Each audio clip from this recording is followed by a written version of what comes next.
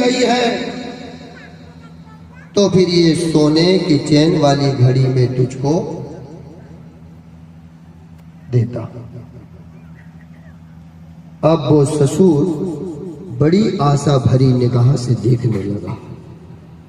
बेटा सरिता, और कोई तीसरी वस्तु रहती तो मैं हाथ उठा करके तुझे भी, पर सरिता भी कोई कम नहीं थी भाइयों बहनों।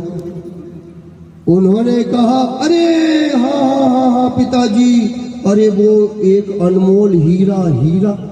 और जैसे ही हीरा का नाम लिया तो ये छोटी मंजली बिल्कुल हीरा। तो जीजी कहीं अपन ने मांगने में जल्दी तो नहीं करता है? जी कौन से हीरा की बात कर रही और अनमोल हीरा कह रही है? और दोनों गिड़गिड़ाने लगे। अच्छा हाँ हाँ हाँ हीरा। और पता है और जमा रही ताल। हाँ वो मुझे भी कुछ ऐसा स्मरण में आ तो रहा है। कैसा कैसी मती हो गई।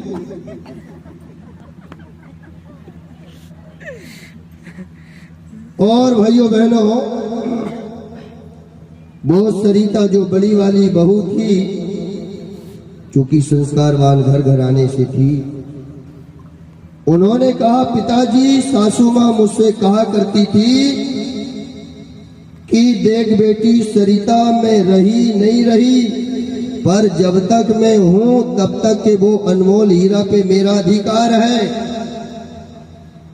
और अगर मैं नहीं रही तो वो अनमोल हीरा पे अधिकार किसका रहेगा? तो मीरा तो बला गई मान। हाँ वो सोच रही है कि बात मैं भी कैसे जमा दूं कि मेरा भी अधिकार रहे। तो भाइयों बहनों, सरिता ने कहा कि मैं मुझसे भी सासू मां कहा करती थी अगर मैं नहीं रही तो वो अनमोल हीरा पे तेरा अधिकार रहेगा, तेरी जिम्मेदारी रहेगी। तो सुधा रघुवीर जी ने पूछा, अरे ला बेटी कहाँ है वो अनमोल हीरा, जल्दी से लेकर के आ, मैं हाथ उठा के तुझे दे दूं।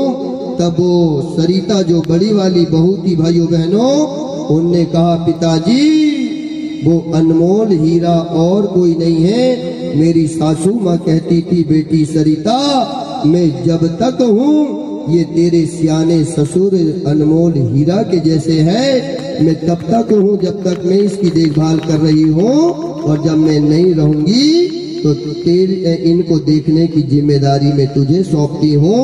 और सरिता ने कहा, पिताजी मुझे ये धन दौलत तो नहीं चाहिए, पर आप जैसे सयाने अनमोल हीरा रखने की जिम्मेदारी दीजिए। भाइयों बहनों, ये संस्कारवान घर घराने से जो बहू बेटियां आती है ना, ये उनको निभाया करती है। आज हमारे सयाने बुजुर्ग लोग, हमारे घर घराने में इनकी क्या स्थिति और परिस्थिति होती चली जा रही है दिनों दिन। मेरे